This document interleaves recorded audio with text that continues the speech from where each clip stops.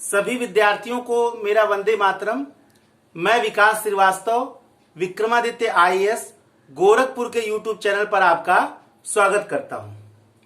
प्यारे विद्यार्थियों, हमारे चैनल पर इस समय जीएस का जो सीरीज चल रहा है उसके तहत आज हम लोग पॉलिटी पढ़ेंगे और पॉलिटी के कई सारे लेक्चर हमारे यूट्यूब चैनल पर इस समय पड़े हुए हैं, आप उसे देख सकते हैं।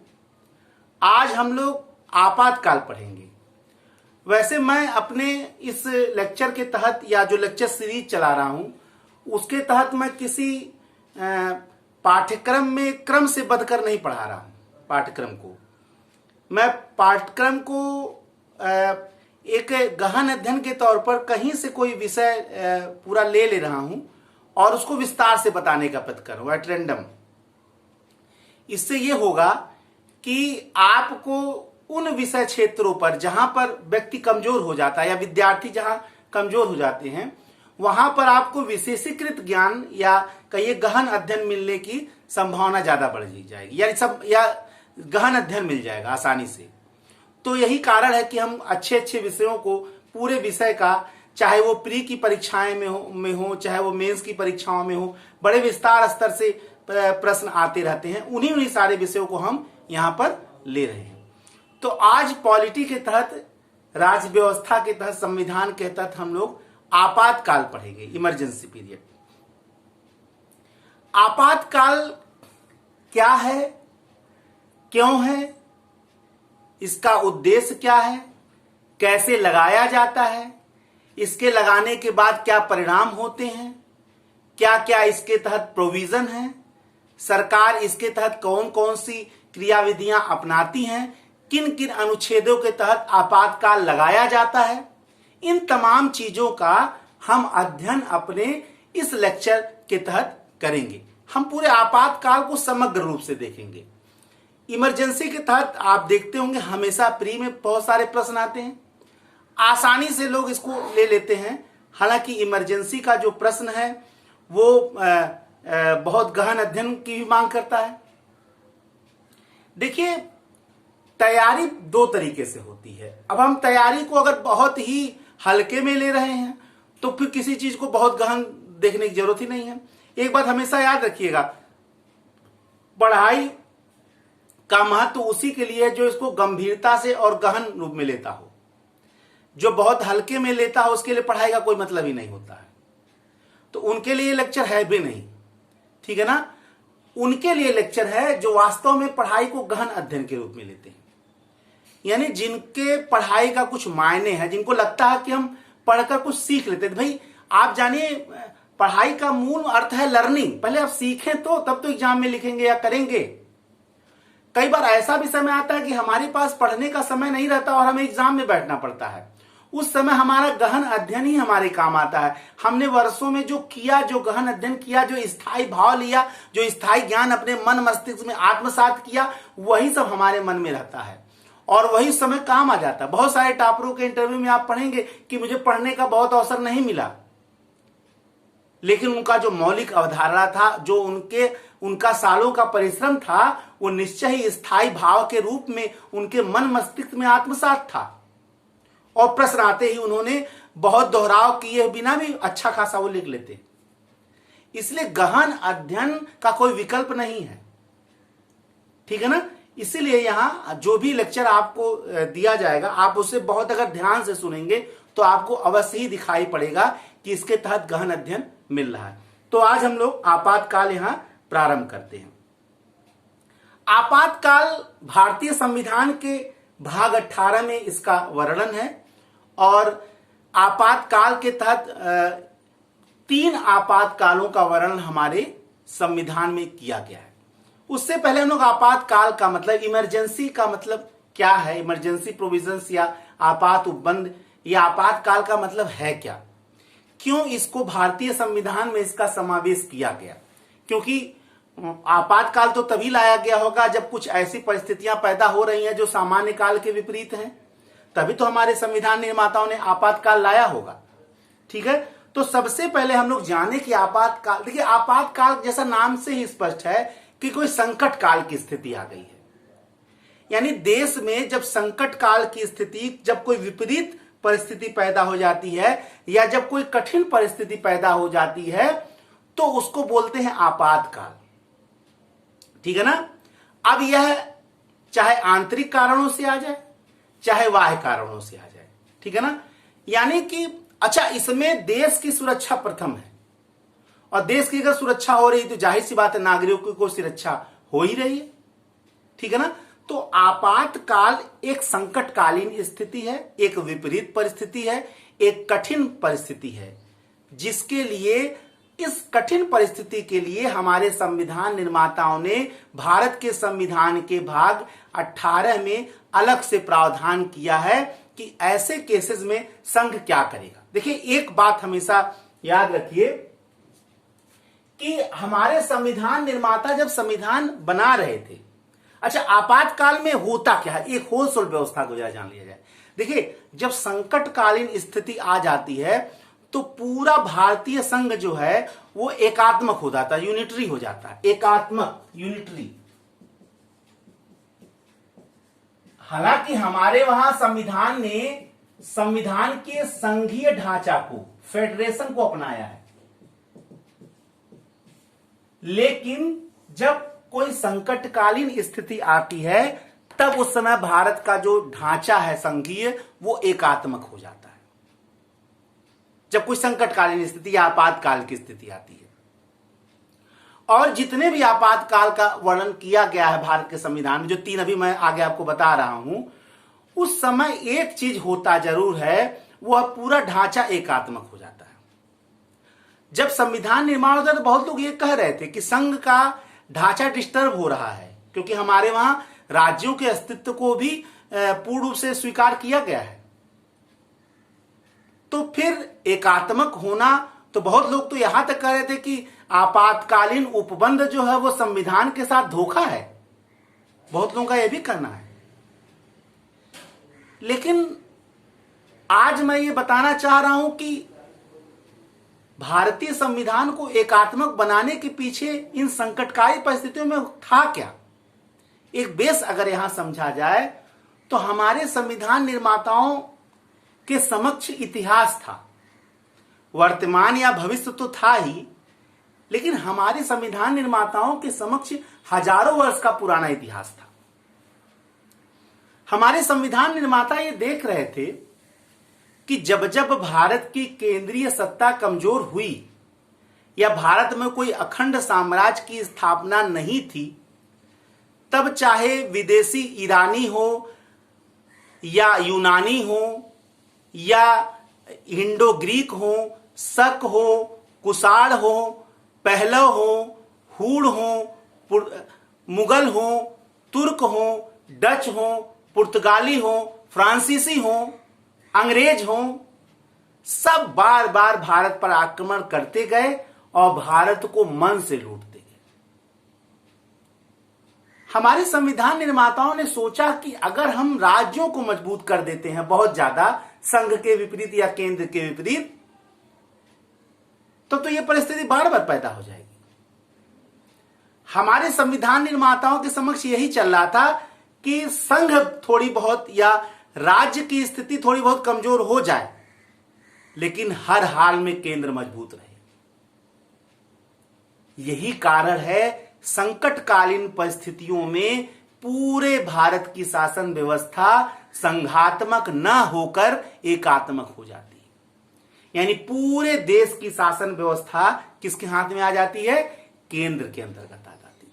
यह व्यवस्था हर तीनों जो आपातकाल में आपको बताने जा रहा हूं, तीनों में आएगा ये। इसलिए इस थ्योरी को पहले समझ लिया जाए, इसको बार बार नहीं समझा जाएगा। इसको हम एक बार जान लें कि संघ का जो ढांचा है वो एकात्मक हो जाता है। पूरे देश को उस समय निर्देश देने का अधिकार केंद्रीय सत्ता को हो जाता है और केंद्रीय सत्ता के निर्देश में ही राज्यों की कार्यपालिकाएं कार्य करती हैं। उनका स्वतंत्र अस्तित्व नहीं रह जाता है, क्योंकि हमारे संविधान निर्माता यही मान रहे थे कि संकटकालीन परिस्थितियों में राज्य कमजोर हो जाए, केंद्र को हर हाल में मजबूत रखना ही रखना है, क्योंकि उनके समक्ष इतिहास उदाहरण के रूप में हमेशा प्रस्तुत रहा। ठीक है। और एक बात और समझना है, भारतीय संघ कोई अमेरिका का संघ नहीं है, यूनाइटेड स्टेट्स ऑफ अमेरिका का संघ नहीं है। जहां संघ राज्यों के समझौते का परिणाम था 1776 में, जब 13 अंग्रेजों के उपनिवेशों ने, 13 अंग्रेजों के राज्यों ने मिलकर समझौता किया तो यूनाइटेड स्टेट्स ऑफ अमेरिका का गठन हुआ। यानी वहां यूनाइटेड स्टेट्स ऑफ अमेरिका जो था वो राज्यों के समझौता का परिणाम था, लेकिन भारतीय संघ राज्यों के समझौता का परिणाम नहीं है। इसलिए हमें वहां राज्यों का अधिकार बहुत ज्यादा है, राज्यों का एक प्रकार से स्वतंत्र अस्तित्व बनाकर रखा गया है। लेकिन भारत में संघ जो है वह राज्यों के समझौता का परिणाम नहीं है। यहां पहले संघ था, केंद्र था, तब उससे राज्यों का निर्माण हुआ। ठीक है ना। इसलिए यहां केंद्र को मजबूत राज्यों से बहुत ज्यादा किया गया। राज्य अपनी स्वायत्तता का बार बार बखान करते हैं कि राज्य के स्वायत्तता पर यह चोट है, राज्य के स्वायत्तता पर यह चोट है। यह चोट नहीं है, संवैधानिक प्रावधान है। हमारे संविधान निर्माता इतिहास, और होना भी चाहिए, होना भी चाहिए।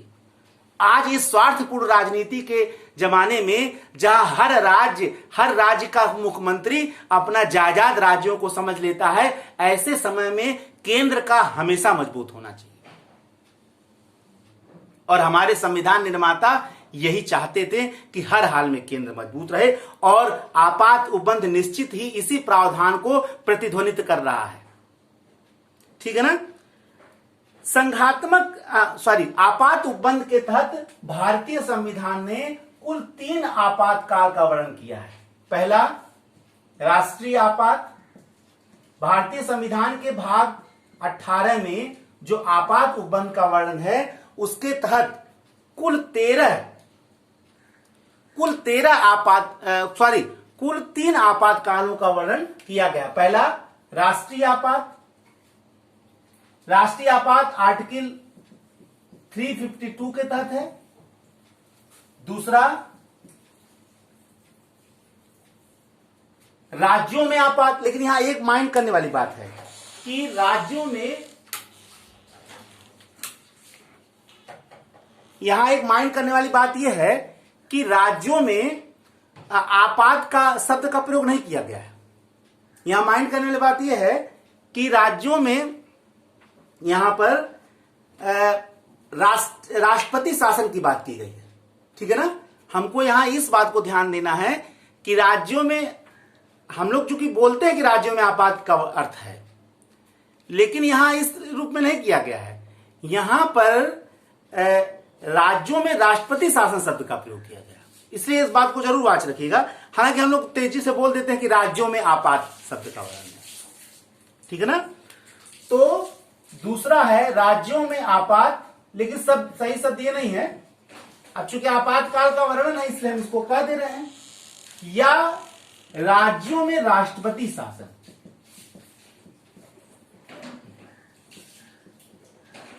सबकी कहानी में समय समय बहुत विस्तार से आपको बताऊंगा। आज तो हम एक आर्टिकल को उठाएंगे, आर्टिकल 352, और इसका प्रावधान हम लोग यहां देखेंगे। और तीसरा है वित्तीय आपात, फाइनेंशियल इमरजेंसी।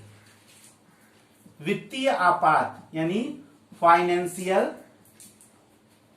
इमरजेंसी, और ये है नेशनल इमरजेंसी। ये प्रेसिडेंट रूल इन स्टेट्स। ठीक है ना। ये 3 प्रकार के आपातकाल का वर्णन आर्टिकल 352, आर्टिकल 356 और आर्टिकल 360, ये 3 आर्टिकल जो हैं भारत के संविधान के तहत वर्णित 3 आपातकालों का वर्णन करते हैं। ठीक है ना। तो आज हम लोग देखेंगे राष्ट्रीय आपात। आज हम लोग राष्ट्रीय आपात का वर्णन यहां किया जाएगा। National emergency. आप यहां एक एक चीज हम लोग यहां देखेंगे। नेशनल इमरजेंसी के तहत चाहे ये मेंस का प्रश्न हो, चाहे ये पी का प्रश्न हो, हम लोग यहां आज थारोली विस्तार से इन सब चीजों का अध्ययन किया जाएगा। अब राष्ट्रीय आपात का मतलब क्या हुआ, यानी एक ऐसी संभावना पैदा हो जाए कि पूरे भारत के ऊपर एक संकटकालीन परिस्थिति पैदा हो जाए।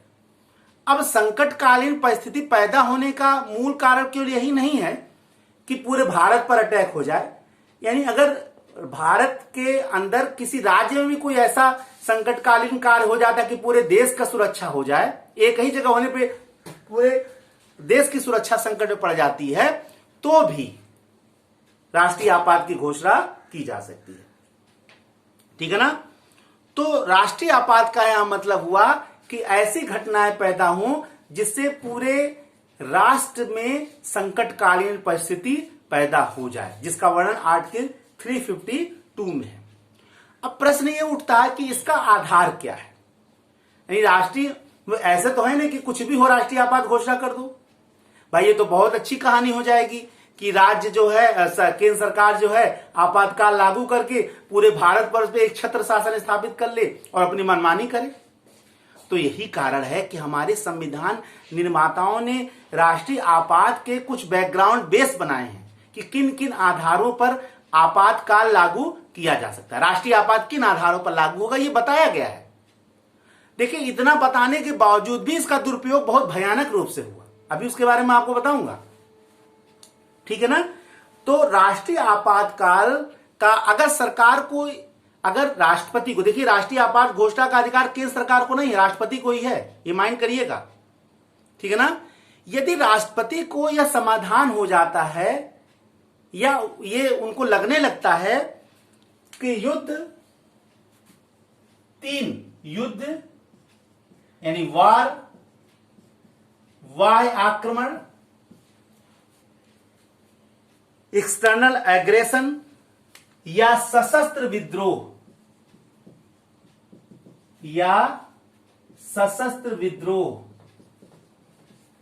यानी आर्म्ड रिबेलियन, क्या क्या, युद्ध, बाह्य आक्रमण या सशस्त्र विद्रोह से भारत या उसके किसी भाग की सुरक्षा संकट में है, तो भारत का राष्ट्रपति संपूर्ण भारत में या उस भाग में जहां संकटकारी परिस्थिति पैदा हुई है आपातकाल लागू कर सकता है। ऐसा कोई जरूरी नहीं कि पूरे भारत में लागू हो, उस भाग में भी ये लागू किया जा सकता है जहां पर संकटकारी परिस्थिति पैदा हो गई है।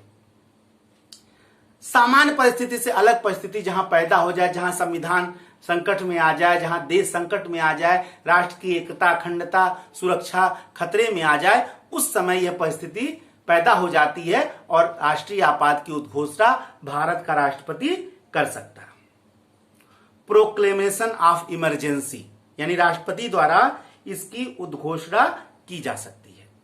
अब यहां एक तीसरा शब्द जरा हम लोग समझे, ये क्या है। देखिए, युद्ध वार हो गया, कोई बाहरी भारत पर आक्रमण कर दिया, या सशस्त्र विद्रोह, जैसे नक्सली एक बहुत बड़ी सेना इकट्ठा करके भारत सरकार के विरुद्ध युद्ध घोषणा कर दे। लेकिन आपको जान के आश्चर्य होगा, 44वें संविधान संशोधन के तहत यहां सशस्त्र विद्रोह शब्द नहीं था, यहां आंतरिक अशांति शब्द था। यानी कि अगर आपसे यह पूछा जाए, देखिए अब यहां एक कॉन्सेप्चुअल प्रश्न बन जाता है, यानी यदि आपसे यह पूछा जाए कि 44वें संविधान संशोधन के पहले, या मान लीजिए फंसाने के लिए दे सकता है, 1978 के पहले भारत में आर्टिकल 352 अर्थात राष्ट्रीय आपात किन किन आधारों पर लगाया जा सकता था। तो जो लड़का बहुत आसानी से पढ़ा होगा, जिसका गहन अध्ययन नहीं होगा, वो तो लगाएगा युद्ध, बाह्य आक्रमण और सशस्त्र विद्रोह।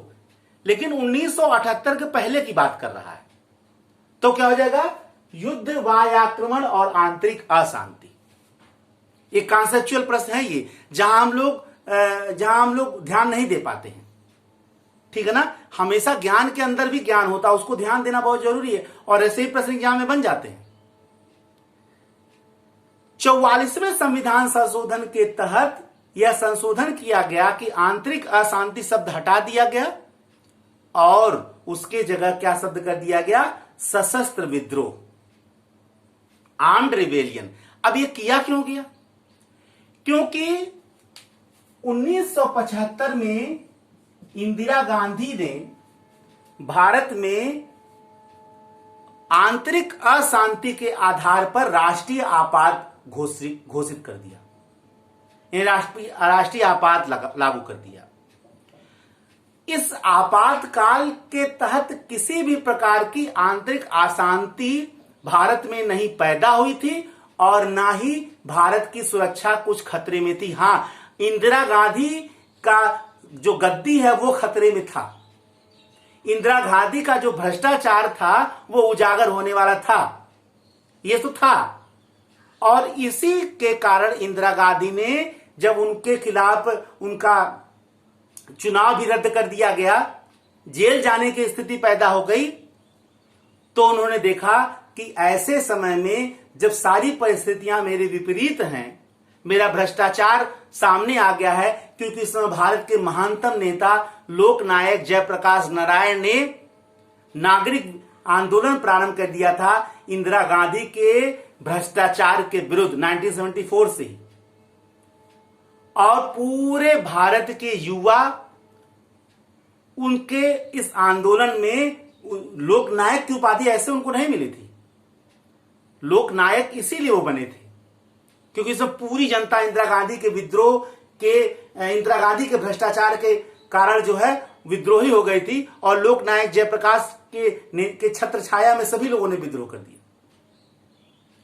और 75 आते आते यह चरम पर पहुंच गया और यही कारण है कि 1975 में इंदिरा गांधी ने आपातकाल घोषित कर दिया। इस आपातकाल में इंदिरा गांधी ने भारत के संविधान का इतना माखौल उड़ाया, एक प्रकार से भारतीय लोकतंत्र पर एक कलंक था। 1975 का इमरजेंसी भारत के लोकतंत्र पर एक कलंक माना जाता है। जब 75 से 77 के बीच इंदिरा गांधी ने भारत में गुंडा राज स्थापित कर दिया था, अपने सारे विरोधियों को, आज जितने भी आपको बड़े बड़े नेता, भारत के जितने बड़े बड़े मुख्यमंत्री या आज जो आपको किसी जमाने में प्रधानमंत्री और मंत्री, केंद्रीय सत्ता जो भी दिख रही है, ये सब किसी न किसी जमाने में उस समय जेल में थे। ठीक है, इंदिरा गांधी ने गाजर मूली की तरह भारत के तमाम नेताओं को, बड़े नेताओं को, सबको जेल के अंदर भर दिया। 75 से 77 तक इंदिरा गांधी और उनका गुंडा पुत्र संजय गांधी और उनके गुंडे पूरे भारत की शासन व्यवस्था संभाल रहे थे। ऐसा लग ही नहीं रहा था कि 1947 में भारत स्वतंत्र हुआ है और 26 जनवरी 1950 को भारत के में लोकतंत्र के अलावा गणतंत्र अपनाया गया। पूरा भारत उस समय एक छत्र शासन में शासन कर रहा था, वो थी इंदिरा गांधी। समय तो ऐसा आ गया था कि मंत्रिपरिषद के निर्णय मंत्रिपरिषद को बाद में पता चलता था, क्योंकि अकेले इंदिरा गांधी ही पूरे मंत्रिपरिषद का निर्णय ले रही थी। ऐसा लग ही नहीं रहा था कि भारत में इतना महान संविधान भी लागू है। उस समय केवल और केवल संजय गांधी और इंदिरा गांधी के आदेश ही चल रहे थे और वह लगाया किसके आधार पर गया था? आंतरिक अशांति। मतलब यह हो गया कि किसी भी सरकार को जब लगे कि जनता उसके विरुद्ध हो गई है, बहुत सा उसका भ्रष्टाचार उजागर हो गया है, तो कह दे भैया अशांति पैदा हो गया है और आपातकाल लागू कर दे। यही कारण है 44वें संविधान संशोधन के तहत इस आंतरिक अशांति शब्द को, चूंकि इसका दुरुपयोग हुआ था 1975 में, इसीलिए इसको हटा दिया गया और उसके जगह सशस्त्र विद्रोह अर्थात आर्म्ड रिबेलियन शब्द को लाकर रख दिया गया। अर्थात अब अनुच्छेद 352 या राष्ट्रीय आपातकाल तब लगाया जा सकता है जब युद्ध, बाह्य आक्रमण और सशस्त्र विद्रोह की स्थिति पैदा हो जाए। और इसकी घोषणा कौन करता है? भारत का राष्ट्रपति। अब दो बात और देखा जाए कि शर्त क्या क्या है। पहला शर्त यह है कि अगर राष्ट्रीय आपातकाल लगाना है तो मंत्रिमंडल लिखित सिफारिश करेगा भारत के राष्ट्रपति को। इंदिरा गांधी ने उस समय भारत के राष्ट्रपति को एक तरीके से घुमाकर केवल एक सलाह देकर ही बिना बताए लगा दिया था, कोई लिखित सिफारिश नहीं किया था।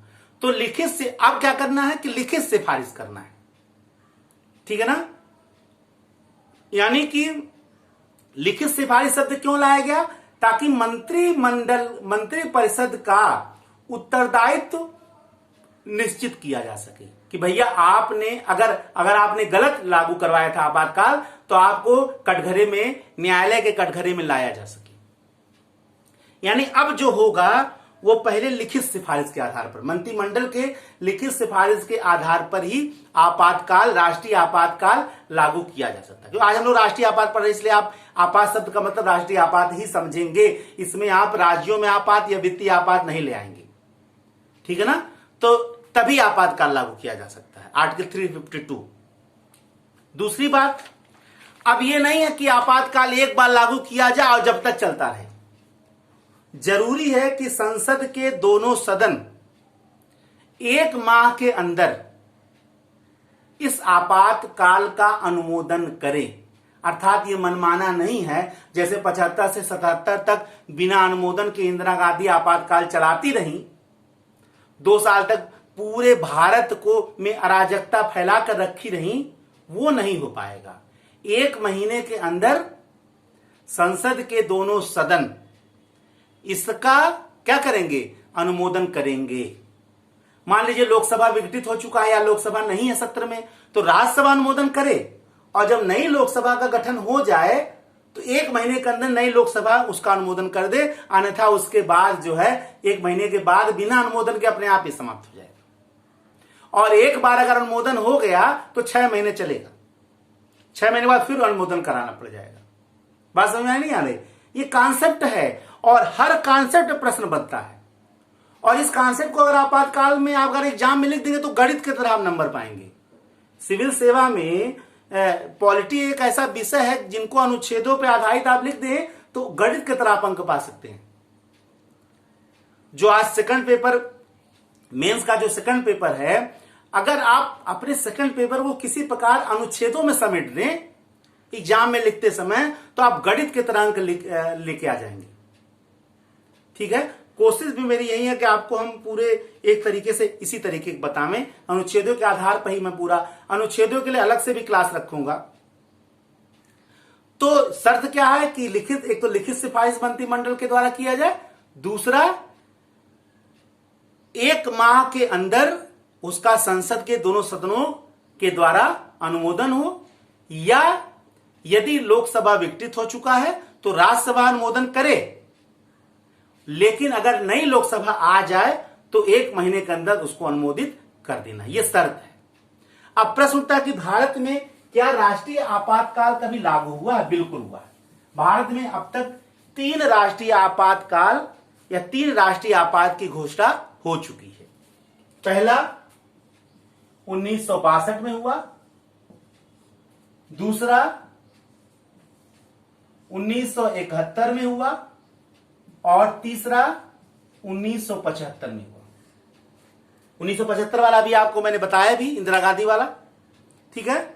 1962 वाला जो आपातकाल था वो चीन के आक्रमण के समय, क्योंकि 1962 में, अक्टूबर 1962 में चीन ने भारत के पूर्वोत्तर सीमाओं पर अटैक कर दिया था सीमा विवाद के कारण 1962 में, और इसीलिए उस समय प्रधानमंत्री पंडित जवाहरलाल नेहरू थे, उन्होंने राष्ट्रीय आपात की घोषणा कर दी। उस समय भारत के राष्ट्रपति थे राधा कृष्णन। यहां यह भी प्रश्न एग्जाम में आ सकता है कि प्रथम आपात की उद्घोषणा भारत के किस राष्ट्रपति ने किया था। देखिए, एग्जामिनर आपके गहन अध्ययन को जानना चाहिए। बहुत लोग मानेंगे कि यह तथ्यात्मक प्रश्न है, लेकिन यहां आपसे यह नहीं पूछ रहा कि प्रथम आपात उद्घोषणा के समय भारत के राष्ट्रपति कौन थे। वो पूछ रहा है कि भारत के प्रथम आपात की घोषणा किसने किया था। राष्ट्रपति ने पूछे, किसने भी कर सकता है, तो आप जानते हैं कि उद्घोषणा केवल कौन कर सकता है? राष्ट्रपति कर सकता है। इसका मतलब प्रथम राष्ट्रपति पूछ रहा है। तो उस समय कौन थे? राधा कृष्णन। 1962 से 1968 तक चला, सबसे ज्यादा राष्ट्रीय आपातकाल 5 वर्ष से अधिक तक लगा रहा, ठीक है ना। तो पहला आपातकाल चीन के आक्रमण के समय किया गया। उस समय प्रधानमंत्री पंडित जवाहरलाल नेहरू थे और राष्ट्रपति कौन थे? राधा कृष्णन। दूसरा आपातकाल लगा 1971 में। 1971 में दूसरा राष्ट्रीय आपात लागू किया गया। इसका कारण क्या था कि पाकिस्तान ने आक्रमण कर दिया था और यह बांग्लादेश वाला कार्य था, क्योंकि उस समय जो है 1971 में बांग्लादेश संकट पैदा हुआ। पश्चिमी पाकिस्तान ने पूर्वी पाकिस्तान जो आज बांग्लादेश है वहां के लोगों पर जुल्म ढाना प्रारंभ कर दिया। यही कारण है कि भारत ने, इंदिरा गांधी उसमें प्रधानमंत्री थी, भारत ने इसमें मदद प्रदान किया। इससे नाराज होकर बांग्लादेशियों को मदद प्रदान भारत ने किया। इससे नाराज होकर पाकिस्तान ने भारत पर अटैक कर दिया 1971 में, और उस समय भारत पर दूसरा आपातकाल लागू हो गया। ठीक है ना। 1971 में पाकिस्तान के आक्रमण से जो बांग्लादेश संकट पैदा हुआ, उस समय दूसरा आपातकाल लागू हुआ। इंदिरा गांधी ने इसमें बढ़ चढ़ का हिस्सा लिया, उन्हीं समय ये लागू हुआ। यानी भारत में जो 3 आपात लागू हुए हैं उसमें 2 आपात इंदिरा गांधी के कार्यकाल में लागू हुए। ठीक है ना। तो पाकिस्तान के आक्रमण से समय बांग्लादेशी संकट जो पैदा हुआ और बाद में बांग्लादेश नामक एक नए देश का गठन भी हुआ। यानी इंदिरा गांधी ने पाकिस्तान के पूर्वी प्रांत को अलग भी करवाया, क्योंकि वो निश्चय ही अलग अब नहीं हो रहा था, उसको इंदिरा गांधी ने अलग नहीं करवाया। वो कह रहा था कि हम पश्चिमी पाकिस्तान के उसको तानाशाही को क्यों सहे, हम अलग राज्य करेंगे। ठीक है ना। तो पाकिस्तान के आक्रमण से 1971 में भारत में दूसरा आपातकाल लागू किया गया। इसके बाद 1975 में तीसरा आपातकाल लागू हुआ। यह आप जान ही रहे कि तीसरा आपातकाल क्यों लागू किया गया था। मैंने बताया आंतरिक अशांति के आधार पर इंदिरा गांधी ने तीसरा आपातकाल लागू कर दिया। तो दूसरे आपातकाल के समय कौन कौन थे? इंदिरा गांधी प्रधानमंत्री थी और वीवी गिरी राष्ट्रपति थे। तीसरे आपातकाल के समय इंदिरा गांधी प्रधानमंत्री थी और राष्ट्रपति जो थे वो फखरुद्दीन अली अहमद थे। द्वितीय वाले में इंदिरा गांधी प्रधानमंत्री थी और वीवी गिरी राष्ट्रपति थे, और तृतीय वाले में इंदिरा गांधी प्रधानमंत्री थी और राष्ट्रपति कौन थे? फखरुद्दीन अली अहमद। ठीक है ना। तो तीनों आपातकाल की कहानी मैंने आपको बताया। यानी भारत में राष्ट्रीय आपात कब लागू होता है ये मैंने आपको बताया, और उसका कब कब लागू हुआ ये भी मैंने बताया, और उसका शर्त क्या था। अब देखा जाए कि आपातकाल के क्या प्रभाव होते हैं। ठीक है ना।